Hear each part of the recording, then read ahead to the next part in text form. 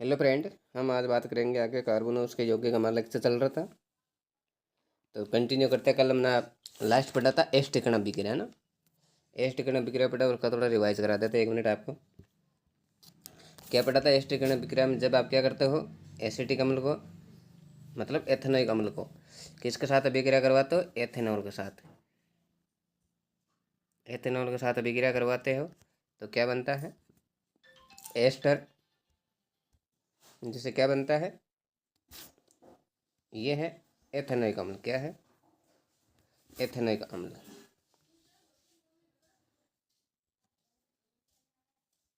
Ethanoic अम्ल को किसके साथ अभिक्रिया करवानी है? एथेनॉल के साथ अभिक्रिया करवाते हैं तो क्या बनता है? एस्टर। इससे क्या बोला जाता है? एस्टर। तो जब एथेनोइक अम्ल की अभिक्रिया एथेनॉल से करवाते हैं तो एस्टर बनता है। तो इस अभिक्रिया को क्या बोला जाता है? एस्ट्रीकरण अभिक्रिया बोला जाता है। फिर वो भी किसकी उपस्थिति में?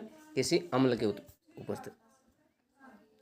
हम कैटलिस्ट क्या लेंगे? उत्प्रेरक के रूप में अम्ल, कोई अम्ल ले सकते हो आप। ये जिसका आपने उपयोग पढ़ा था कि यह गंध, इसका उपयोग आप कहाँ करते हो?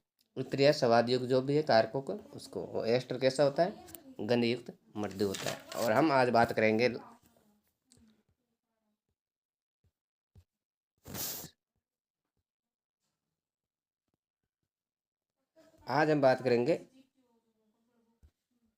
एथेनोइक अम्ल के बारे में। क्या होता है एथेनोइक अम्ल? देखना आप।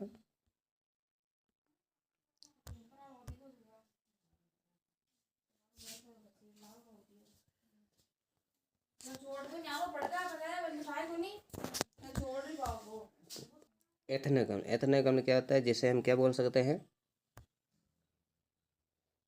जिसे हम सामान्यतः एसिटिक अम्ल बोल सकते हैं। एसिटिक अम्ल का सूत्र यही होता है CH3COOH। यही होता है एसिटिक अम्ल का।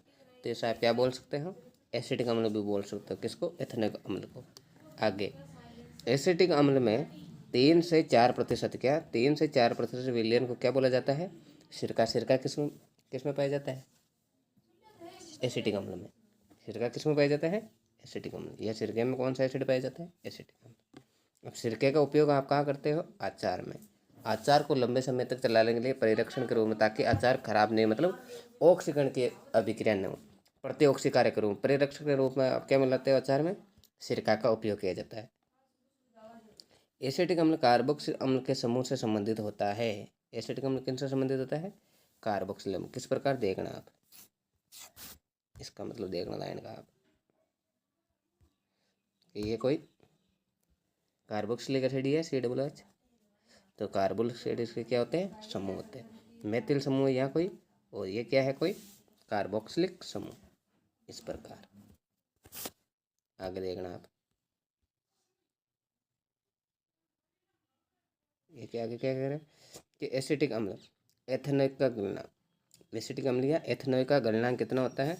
290 होता है। अतः सर्दियों में क्या हो जाता है? जम जाता है। इस कारण इसके क्या बोला जाता है? इसका 1 मिनट ग्लिसरॉल ना होकर गलेरोल होता है। ये 1 मिनट यह शब्द यूज करना आप। ये ऐसा शब्द है गलेरोल, ये होता है। इसे क्या बोला जाता है? गलेरोल या ग्लसेल भी बोल जाता है। कहीं यहाँ भी देखने को मिलेगा ग्लसेल, ग्लसेल या गलेरोल। आगे बात करते हैं हम। तो क्या होता है एथेनोइक एसिड? आप देखना एक बार वापस कि एथेनोइक अम्ल को क्या बोल सकते हैं? सामान्यतः एसिटिक अम्ल भी बोल सकते हैं। एसिटिक अम्ल में 2 या 3 या 4% विलयन को क्या बोला जाता है? सिरका बोला जाता है। जिस सिरके का उपयोग आप कहाँ करते हो? अचार के रूप में करते हो। एसिटिक अम्ल कार्बोक्सिलिक समूह के क्या होते हैं? या कार्बोक्सिलिक समूह से संबंधित होते हैं। किस प्रकार? एक मेथिल समूह है, उसके आगे आपने क्या लगाया है? COOH। तो मेथिल समूह का एक कार्बन और एक COOH का 2 कार्बन हो गए, तो इस प्रकार इसका नाम क्या हो गया? एथेनोइक। एथ हो गए 2 कार्बन की वजह से, और पीछे COOH समूह है, उसके कारण ओइक शब्द लगता है, इसलिए इसका नाम क्या हो जाता है? एथेनोइक अम्ल। फिर एक एथेनोइक का गलनांक कितना होता है? 290। इस कारण ये क्या होता है? सर्दियों में जम जाता है। इस कारण इसे क्या बोला जाता है? गलेरोल। तो ये क्वेश्चन पूछा जाता है कि गलेरोल एसिटिक अम्ल क्या होता है? तो गैलरल एसिटिक एसिड क्या होता है कि एथेनोइक एसिड का गलना कितना होता है? 290 होता है। इस कारण क्या होता है, वो जो सर्दियों में जम जाता है, इसलिए इसे क्या बोला जाता है? गैलरल एसिटिक एसिड या ग्लेशियल एसिटिक एसिड बोला जाता है। आगे बढ़ना, इसका भी स्क्रीनशॉट ले लो एक बार जितना।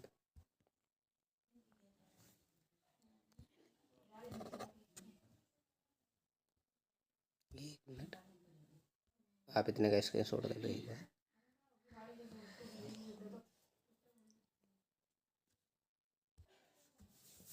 इससे आप थोड़ा कट कर लेना यहाँ से, गैलरल कर लेना या ग्लेशियल।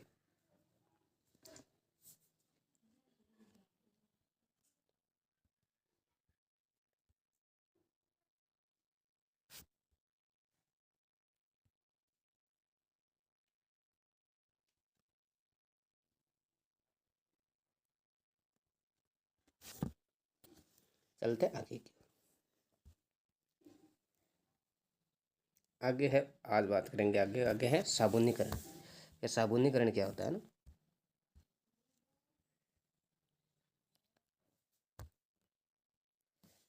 बात करेंगे साबुनीकरण।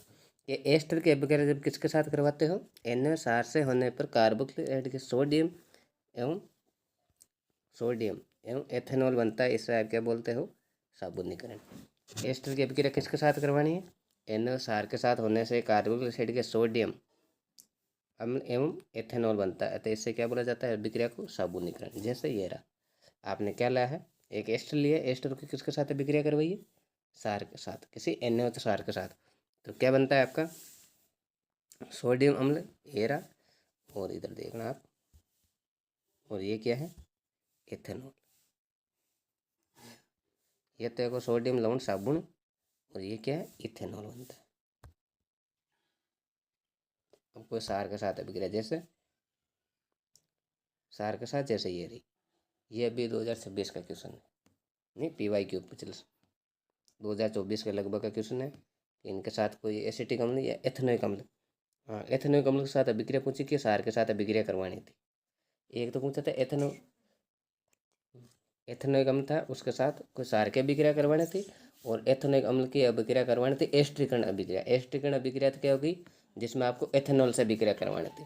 जैसे क्या बन रहा था? एस्टर बन रहा था। और एक पूछा था किसी सार के साथ अभिक्रिया करते थे क्या बनता है?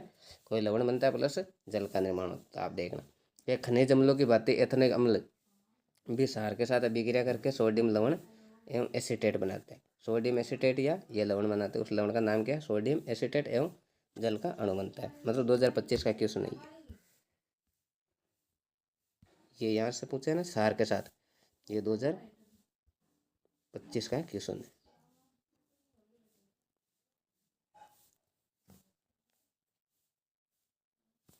आगे देखना आप,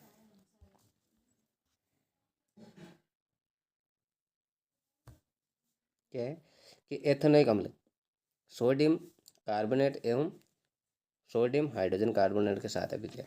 मतलब आपने जैसे एथेनोइक अम्ल की NaOH के साथ अभिक्रिया करवाई, एसिटिक अम्ल की एथेनॉल के साथ अभिक्रिया करवाई, जैसे उसमें एस्टर बन रहा था या कोई सोडियम एसीटेट बन रहा है, तो अब आपको एथेनोइक अम्ल के दो सार के साथ अभिक्रिया करना।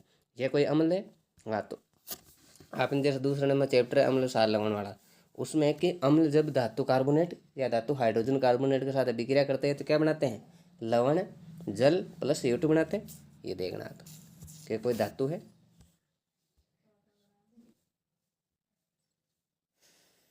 मतलब कोई अम्ल है या किसी धातु कार्बोनेट के, जैसे Na2CO3, इनके साथ अभिक्रिया करते हैं तो क्या बनाते हैं? लवण जल प्लस CO2। और धातु कार्बोनेट जैसे NaHCO3, ये दोनों कोई भी अभिक्रिया करो किसी के साथ, चाहे धातु कार्बोनेट या धातु हाइड्रोजन कार्बोनेट, किसी एसिड के साथ अभिक्रिया करते हैं तो क्या बनाते हैं? लवण जल प्लस CO2। देखना आप किस प्रकार, जैसे यहाँ मैंने लिया कोई एथेनोइक अम्ल एक प्रकार का, जैसे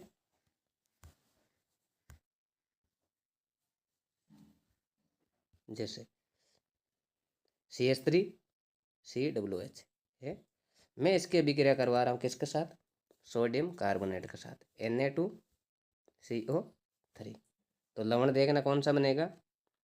यहाँ से लेके यहाँ तक का क्या बनेगा, लवण है, वो भी कौन सा देखना, CH3COO अब यहाँ 2N दो N है, N के 2 में, तो आपको CH के मोल कितने लेने, 2, तो आप यहाँ 2 लगाओगे तो ये भी 2 हो गया और ये सोडियम भी 2 हो गया। अब देखना लवण क्या है, तो ये पूरा तो क्या एक प्रकार का लवण है। अब देखना इसका ये H और यहाँ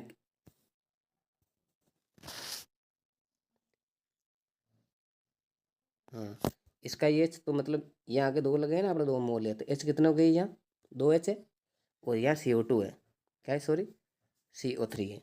CO3 में से जैसे CO2 तो निकल गया, एक क्या बचता है, ऑक्सीजन। ये ऑक्सीजन किसके साथ जुड़ता है, इस हाइड्रोजन के साथ, तो क्या निकलता है, ये CO2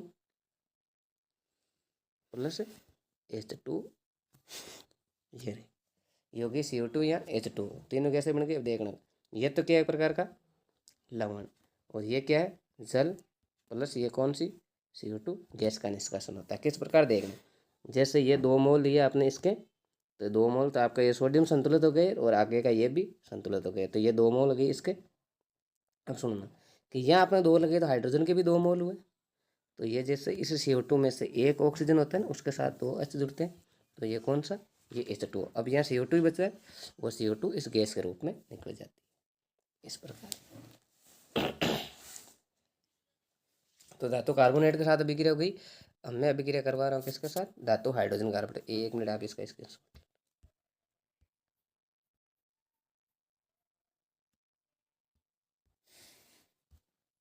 इसका स्क्रीनशॉट लो जल्दी से, फिर आगे चलते हैं धातु हाइड्रोजन कार्बोनेट के साथ अभिक्रिया करवाते हैं।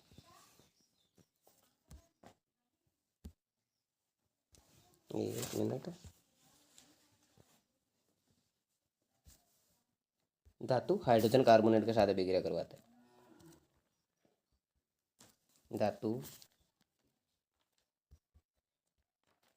हाइड्रोजन कार्बोनेट, धातु हाइड्रोजन कार्बोनेट जैसे NaHCO3, ये मैंने कोई धातु हाइड्रोजन कार्बोनेट लिया, इसकी अभिक्रिया करवाने किसके साथ, किसी एसिड के साथ। फिर एसिड कौन सा, आपको एथेनॉइक, आपने हेडिंग डाली कि एथेनॉइक अम्ल की सोडियम कार्बोनेट और सोडियम हाइड्रोजन कार्बोनेट, मैंने लिया एथेनॉइक अम्ल लिया CH3COOH। इसके आपको किसके साथ अभिक्रिया करवानी, इसके साथ NaHCO3, तो ये क्या बनाएगा, यहाँ नीचे देखना CH3 और ये रहा, यहाँ तक ले ला आप CH3COO और इसका ये Na लिया आगे यहाँ तक। अब यहाँ क्या बचता है, H और एक H, ये 2 हो गई, 2 H लिख दिए मैंने, और वही पहले जो आपने जैसे CO2 था उनमें से यह CO2 निकल जाएगी और इनमें से एक ऑक्सीजन बच गया, वो यहाँ जुड़ गया, और क्या बनती है इसी में भी वो CO2, इस प्रकार। समझ में आया यहाँ तक, क्या एथेनॉइक अम्ल है, एथेनॉइक अम्ल के आपको किसके साथ अभिक्रिया करवानी है, सोडियम कार्बोनेट और सोडियम बाई कार्बोनेट, जिस सोडियम हाइड्रोजन कार्बोनेट बोला जाता है। सोडियम कार्बोनेट के साथ अभिक्रिया करवाई, जैसे आपने ये रही, 1 मिनट, सोडियम कार्बोनेट के साथ अभिक्रिया करवाई, जैसे ये रही कि सोडियम कार्बोनेट के साथ अभिक्रिया करवाई, तब क्या बनता है, लवण बनता है सोडियम एसीटेट का, और H2O प्लस CO2 गैस निकलती है। इसी प्रकार वही आपको लवण लेना कौन सा, आपने लिया एथेनॉइक अम्ल, अब इसको किसके साथ अभिक्रिया करना, सोडियम हाइड्रोजन कार्बोनेट के साथ अभिक्रिया, तो क्या बनता है, वही लवण जल प्लस CO2 गैस बनती है। तो आप इसका देख लो एक बार,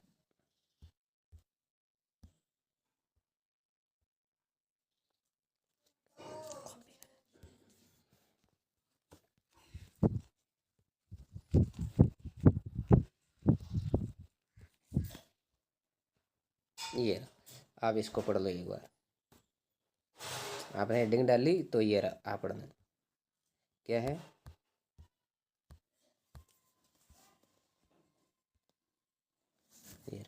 कि एथेनॉइक अम्ल सोडियम कार्बोनेट Na2CO3 या सोडियम हाइड्रोजन कार्बोनेट NaHCO3 से अभिक्रिया कर लवण CO2 गैस जल बनाता है। इस अभिक्रिया में बनने वाले लवण सोडियम एसीटेट कहते हैं। इस अभिक्रिया में जो भी लवण बनेंगे वो कौन से होंगे, सोडियम एसीटेट, जैसे यहाँ देखना आप पीछे ये कौन सा लवण है? सोडियम एसीटेट का लवण है।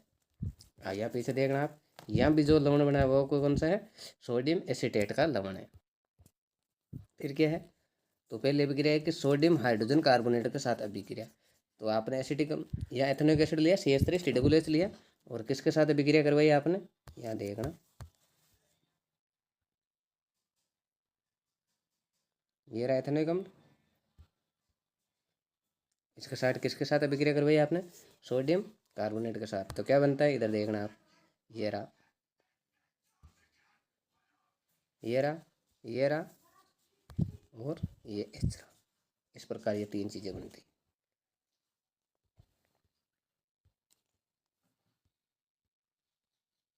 एक बार इसको डिलीट कर देते, बन गई। तो ये नीचे इक्वेशन के सोडियम कार्बोनेट के साथ अभिक्रिया, तो ये रही नीचे आपकी सोडियम हाइड्रोजन कार्बोनेट के साथ अभिक्रिया। तो सोडियम हाइड्रोजन कार्बोनेट लो या सोडियम कार्बोनेट, तीनों में क्या बनाएंगे? लवण। दोनों लवण है, CO2 गैस और जल के अणु का निर्माण करते हैं। यहाँ तक हो तो आप इसका एक बार स्क्रीनशॉट लो।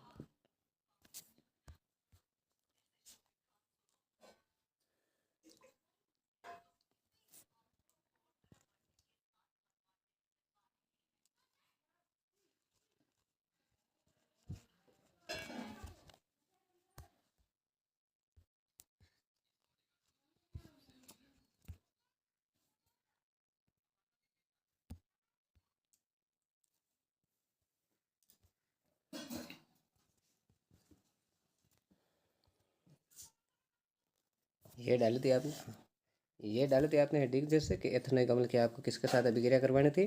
सोडियम कार्बोनेट और सोडियम हाइड्रोजन कार्बोनेट।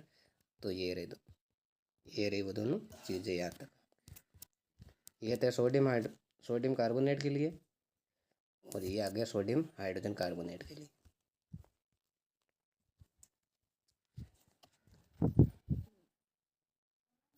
ये आपको पढ़ाई दिया जो भी था। अब हम बात करते हैं आगे किसके बारे में? साबुन एवं अपमार्जक क्या होते हैं। तो पहले हम बात करेंगे साबुन के बारे में। तो साबुन क्या होता है? साबुन लंबी श्रृंखला वाले कार्बोक्सिलिक एसिड के सोडियम एवं पोटेशियम लवण होते हैं। क्या? साबुन। इसके कार्बोक्सिलिक एसिड के सोडियम व पोटेशियम लवण होते हैं साबुन। अब बनाने की विधि क्या है कि वनस्पति तेल में क्या डालना है आपको? NaOH डालने पर साबुन बनता है, और से उत्पाद के रूप में ग्लिसरॉल बनता है। जैसे आपने कोई कार्बोक्सिलिक एसिड लिया, RCOOH कार्बोक्सिलिक एसिड है, CH3COOH, आप R को मानना है CH3 समूह मान लो। जैसे आप NaOH, यहाँ NaOH ना Na ना मान के इसको पूरा NaH लिख लो।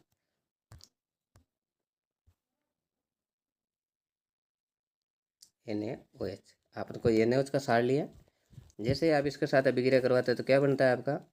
RCOOH और H2 समूह बाहर निकल जाता है। तो इसी प्रकार सोडियम द्वारा साबुन कठोर, जबकि जो पोटेशियम द्वारा साबुन बनता है, एक तो पोटेशियम एक सोडियम, तो दुर्बल अम्ल और प्रबल क्षार लवण जो भी बनता है, इसके pH क्या होता है सामान्य साबुन?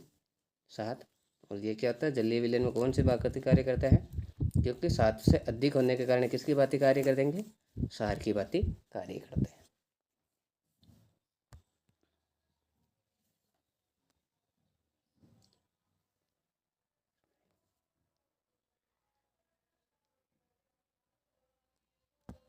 ये देख, एक बार वापस देखना आप, साबुन किसकी लंबी श्रृंखला वाले होते हैं? कार्बोक्सिलिक एसिड जैसे ही है। एक मिनट देखना आप इधर,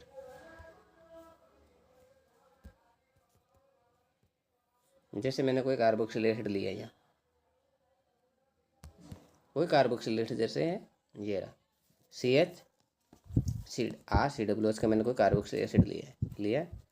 अब इसको आप कार्बोक्सिलिक एसिड के बहुत सारी इसी प्रकार बहुत सारे कार्बोक्सिलिक एसिड जुड़ेंगे, जैसे ये रहा, ये नीचे बहुत सारे कार्बोक्सिलिक एसिड की लंबी श्रृंखला वाले, इस प्रकार की बहुत सारी श्रृंखलाएं जुड़ के उस श्रृंखलाओं के सोडियम व पोटेशियम लवण का मतलब है कि आपको इनके साथ इनकी अभिक्रिया करवाओगे ना, तो अलग अलग प्रकार के आपने सोडियम के साथ अभिक्रिया को लवण लिया। जैसे आपने एस्टर कोई वनस्पति तेल लिया, आपने कार्बोक्सिलिक एसिड ले लिया, अब उसके साथ या तो इस लवण की अभिक्रिया करो, मतलब सोडियम लवण की। अब सोडियम का लवण आप मान लो क्षार, या पोटेशियम का लवण आपने लिया KOH, तो अब कौन से साबुन बनेंगे, नहाने के साबुन, धोने के साबुन जो भी है, जैसे उसमें लवण होगा उसी प्रकार के अभिक्रिया हो सकती है। अगली लाइन देखना आप,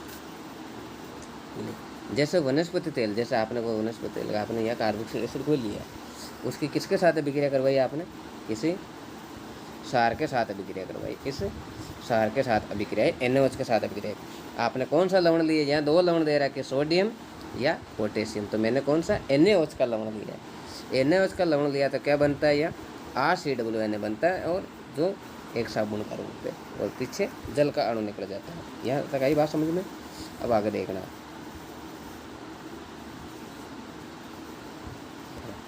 कि सोडियम द्वारा साबुन क्या होता है।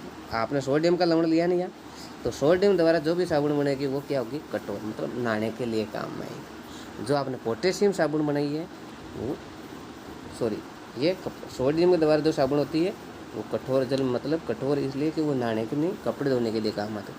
फिर आपने जो पोटेशियम लवण लग के साबुन बनाती है वो नहाने के लिए। तो साबुन एक क्या है, साबुन एक क्या है। अब यहाँ मृदु का मतलब समझा आपने, कठोर और मृदु का मतलब समझे कि कठोर जल में मतलब है कि इसका मतलब है कि ज़्यादा मिला कपड़ा, खारे पानी में भी कार्य कर सकती है, कौन सी, अगर इस प्रकार कठोर जल का मतलब। तो ये नहाने के लिए आप जो साबुन यूज़ करते हो ना, कपड़े धोने के लिए, उसमें कौन सा लवण होता है, सोडियम लवण होता है। और जो कपड़े धोने के यूज़ करते हो उसमें कौन सा लवण होता है, पोटेशियम लवण होता है। इसका मतलब मृदु ही है, समझ गए। तो नहाने के लिए जो साबुन होते हैं ना, उसमें कौन सा लवण होता है, दो लवण होते हैं, एक सोडियम एक पोटेशियम। उनमें से पोटेशियम लवण की जो साबुन है वो तो कौन सी है, नहाने की। कौन सा साबुन, कौन सा सोडियम वाली है, वो कौन सी है, कपड़े धोने, मतलब कठोर जल में कार्य करती है। इस लाइन का मतलब ये है। अब सुनना आगे, साबुन दुर्बल अम्ल तथा प्रबल क्षार। अब दुर्बल अम्ल आपने कौन सा लिया है, RCOOH समूह लिया आपने, और प्रबल क्षार के रूप में आपने NaOH का यूज़ किया। प्रबल क्षार ही है NaOH, तो आपने NaOH के रूप में आपने क्या लिया है, प्रबल क्षार का, और RCOOH आपने कोई दुर्बल क्षार लिया। इन दोनों के आपने जैसे अभिक्रिया करवाई है तो क्या बनता है, आपका सोडियम एसीटेट बनता है, जिसकी अब इस साबुन जो बनाई है आपने, इसकी pH क्या होती है, 7 से अधिक होती है, तथा जलीय विलयन पे 7 से अधिक है तो क्या होता है, क्षारी। समझ लगी अब तक। अब देखना इसका आप स्क्रीनशॉट लो साबुन पर।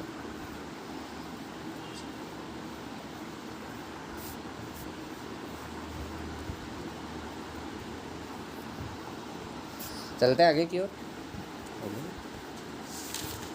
अब हम बात करेंगे कि साबुन एंड साबुन मेल के साथ होने वाले क्रियाविधि। क्या साबुन मेल के साथ कैसे क्या क्रियाविधि, क्या आपने साबुन किसी कपड़े पर लगाई है, पानी से भिगोया है, तो मेल जो भी है, किसी प्रकार के तेले बूंदे, किसी प्रकार की गंध की है, वो गंध कैसे क्या दूर होती है। तो आगे पढ़ते हैं, उसके बारे में बात करेंगे, आप सुनना है।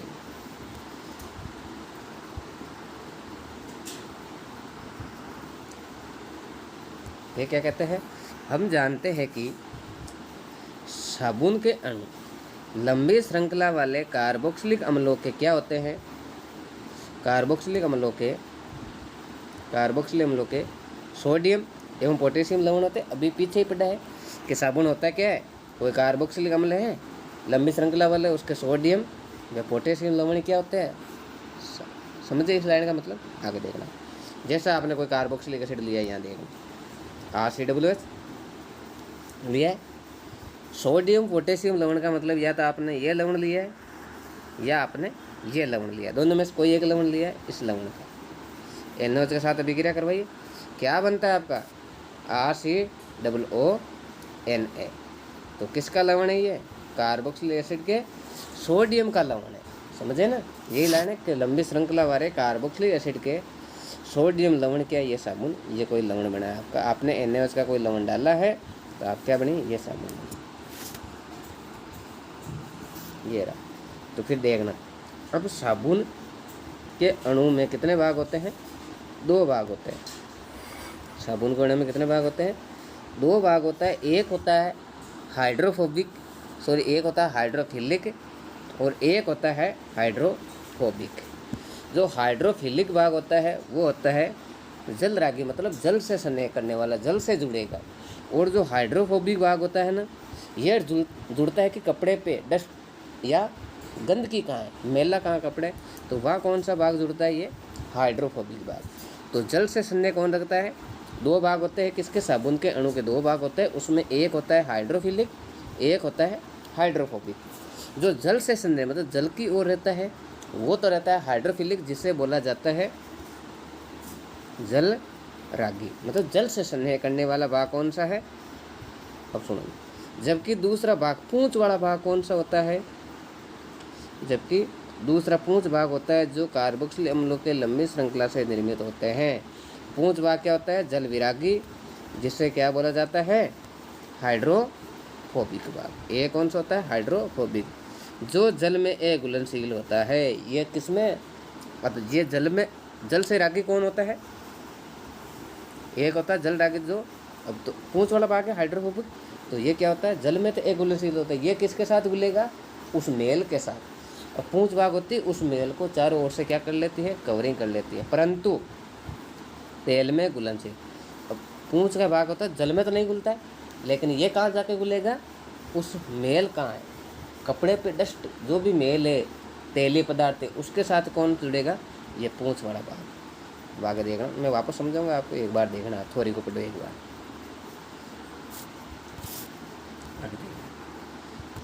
तो साबुन से कपड़े धोते हैं, तो साबुन से आप जैसे ही कपड़े धोगे तो इसका जो आयनित सिरा जल के साथ, आयनित सिरा का मतलब है जो जल विरागी है, क्या जल रागी भाग होता है, जो कौन सा, हाइड्रोफिलिक भाग, वो तो किसके साथ जुड़ता है, जल के साथ। आयनित भाग तो किसके साथ जुड़ता है, जल के साथ। जबकि पूंछ भाग तेलीय मेल के साथ जुड़कर एक संरचना बनाता है, जिसे बोला जाता है मिसेल, जो इस प्रकार की संरचना बन जाती है। अब इस संरचना को समझें, फिर वापस हम थ्योरी पे चलते हैं। अब सुनना, मैं यहाँ समझा रहा हूँ आपको, नीचे देखना, इस संरचना को समझने की कोशिश करना। संरचना जैसे ये कोई कपड़ा है, एक मिनट, कोई कपड़ा है,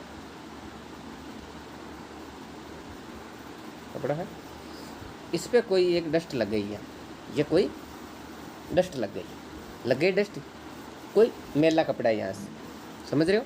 अब आगे देखना, ये लिया आपने कोई, एक मिनट,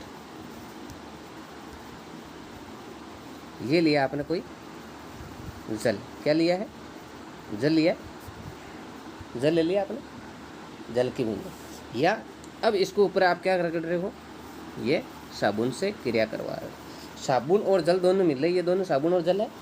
अब ये साबुन और जल आप कहाँ करवा रहे हो, इस मेल के ऊपर करवा रहे हो, दोनों का मिक्सअप आप कहाँ करवा रहे हो।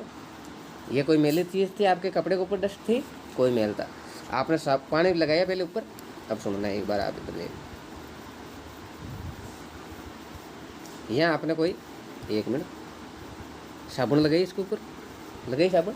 अब इसके ऊपर आपने क्या, या पहले आपने मानना कि यहाँ, इसको हम मान लेते हैं पानी, जैसे येलो कलर का मैंने बनाया, क्या है, आपने पानी गिरवाया है, किसके ऊपर, कोई मैली चीज़ थी, फिर उसके आपने ऊपर क्या लगाई है, इस प्रकार कोई साबुन लगाई, साबुन लगाई। अब ये दोनों क्या करेगी, क्रिया करेंगी, दोनों क्रिया करेंगी, इस प्रकार क्रिया करेंगी, और इसको मेले पदार्थ को क्या करती, साबुन जो भी आपने पानी दोनों गिरवाएगा। अब इस साबुन में से दो भाग बनते हैं, वो दो भाग कौन से हैं, जो अभी आपने ऊपर पढ़े हैं। दो भाग कौन कौन से बनते हैं, एक भाग बनता है हाइड्रोफिलिक और एक भाग बनता है हाइड्रोफोबिक, बनते हैं दो भाग बने। अब दो भाग कैसे कार्य करते देखना, दो भाग बनते हैं। अब जैसे ये दोनों भाग बनते हैं ना, तो इस प्रकार की बहुत सारी संरचना का निर्माण करते हैं, बहुत सारी संरचना करते हैं। तो ये ऊपर का जो भाग होता है ना, इससे बोला जाता है आयनित भाग। क्या बोला जाता है, आयनिक भाग, जो किस प्रकार होता है, हाइड्रोफिलिक। और ये पूंछ वाला भाग होता है ना, ये होता है हाइड्रोफोबिक भाग। ये क्या होता है, हाइड्रोफोबिक भाग, ये होता है हाइड्रोफोबिक, जिसे बोला जाता है पूंछ भाग। ये क्या होता है, पूंछ भाग। अब सुनना, ये आयनिक भाग होता है ना, ये किससे संदेह करता है, ये जल में घुला रहता है, किसमें, जल में घुला रहता है। अब जो पूंछ वाला भाग है ना, वो कहाँ जाके जाता है, इस डस्ट के ऊपर जाता है। ये ब्लैक कलर का अंदर की ओर है, यहाँ जाता है, इस ब्लैक कलर के जाके जुड़ जाता है और इस ब्लैक कलर को चारों ओर से घेर लेता है। कौन सा, ये पूंछ वाला भाग। साबुन के दो भाग होते हैं, एक होता है आयनिक भाग जिसे बोला जाता है हाइड्रोफिलिक, और एक नीचे पूंछ वाला भाग होता है जिसे आपने क्या नाम दिया था, हाइड्रोफोबिक। अब जो हाइड्रोफिलिक भाग है वो तो किस में घुल जाता है, जल में घुल जाता है, और जो हाइड्रोफोबिक पूंछ वाला भाग है वो जाके कहाँ जाता है, वो जाके अटैक करता है किस पे, जो आपके मेला भाग है ना उस पे जाके अटैक करता है। उस मेले भाग को क्या करता है, चारों ओर से कवरिंग कर लेता है और उसको कहाँ, बाहर की ओर गति करवा देता है, मतलब उस डस्ट को वहाँ से साफ कर देता है, बाहर की ओर गति करवा देता है। ये पूंछ वाला भाग उसको चारों ओर से घेर लेता है। इस प्रकार ये पूरी की पूरी है। आप देखना ऊपर की ओर वापस करो। अब देखना जैसे यहाँ क्या है, ये बीच में जैसे यहाँ रेड कलर की बना रखी नहीं है, ये कोई तेल का अणु, तो मैंने यहाँ लेबिंग कर रखी है। ये क्या है, वो तेल की बूंद है। क्या ये तेल की बूंद है, यहाँ लिख रखा है तेल की बूंद है, मतलब कोई डस्ट है या कोई मेले भाग है। तो आपने ये चारों ओर से क्या घेरी है, इसके ऊपर साबुन घेरी है। तो साबुन का जो बाहरी भाग होता है जिसे आपने क्या नाम दिया है, ये रहा बाहरी भाग कौन सा होता है, हाइड्रोफिलिक, जो ये आयनिक रूप में जैसे या सोडियम आयन के रूप में। आप साबुन कौन से यूज करिए, सोडियम वाला यूज किए, मतलब कपड़े धोने की यूज किए, तो कौन से लवण होंगे जल में, सोडियम के लवण होंगे। अगर आप नहाने के यूज किए, मानना कि ये पोटेशियम वाला यूज करिए, तो यहाँ कौन से लवण बनते हैं, ऊपर की ओर आयनिक धनायन भाग कौन सा बनता है, ये पोटेशियम। तो आपने साबुन यूज कौन सी की है, सोडियम लवण वाले साबुन यूज किए, तो आपके जल वाले भाग पर कौन से लवण बनेंगे, ये सोडियम के लवण बनेंगे। अब सुनना, अब इनका जो पूंछ वाला भाग होता है ना, ये पूंछ वाला भाग, ये जाके किसको घेर लेते हैं, इस तेल की बूंद को घेर लेते हैं। आपने नीचे लाइन क्या पढ़ी है, अब बताऊंगे बाप। इस तेल के बूंद को घेर लेते हैं और बाहर की ओर गति करवा देते हैं। समझ गए, मतलब यहाँ से जो भी मेला चीज़ था वो साफ हो जाता है। अब सुनना, एक बार वापस थोड़ी पढ़ना आपने, जो अभी पढ़ी ऊपर इसकी थोड़ी आप एक बार वापस पढ़ना, ध्यान से सुनना आपने।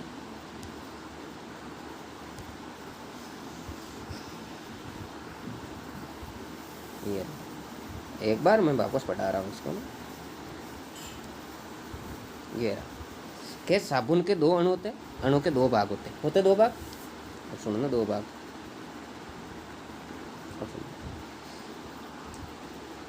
आयनिक भाग बोला मैंने, आयन्स का मतलब सोडियम पोटेशियम, ये आयनिक भाग है, मतलब N प्लस आयन बनाएंगे, प्लस आयन बनाएंगे।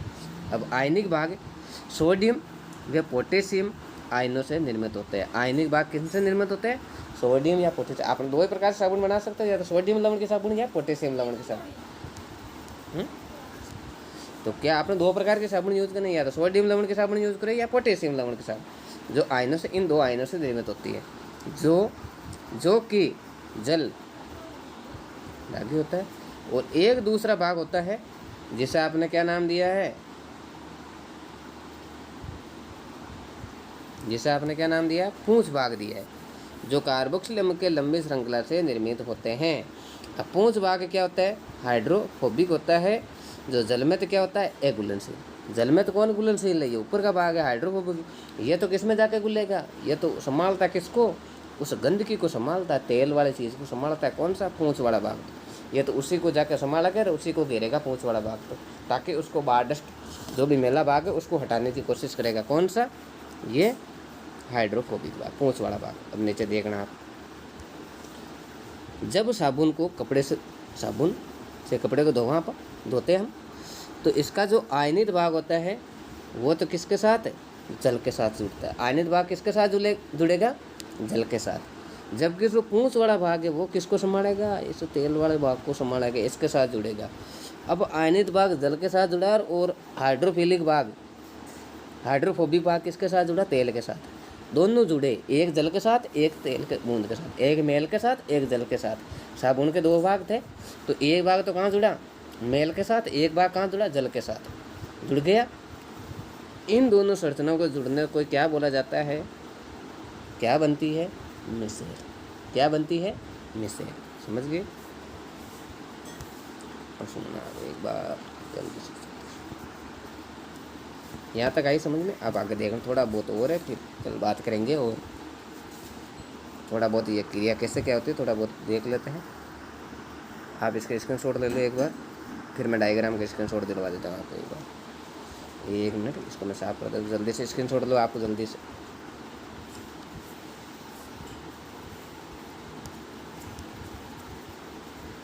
ले लिया स्क्रीनशॉट? थोड़ा नीचे वाला डायग्राम है उसका स्क्रीनशॉट दो, फिर आगे चलते हैं। इसका स्क्रीनशॉट दो आप, चलते आगे की ओर। ये अब सुनना, इसको समझना।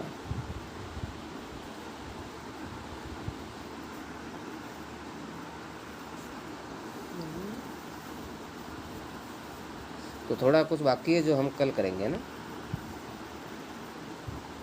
एक मिनट,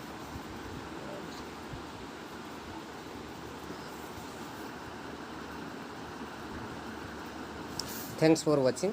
कल बात करेंगे आगे ये साबुन कैसे क्या और भी कार्य करता है, थोड़ा सा बाकी है। फिर हम बात करेंगे डिटर्जेंट के बारे में, फिर डिटर्जेंट और साबुन में से दोनों में से श्रेष्ठ कौन है उसके बारे में बात करेंगे।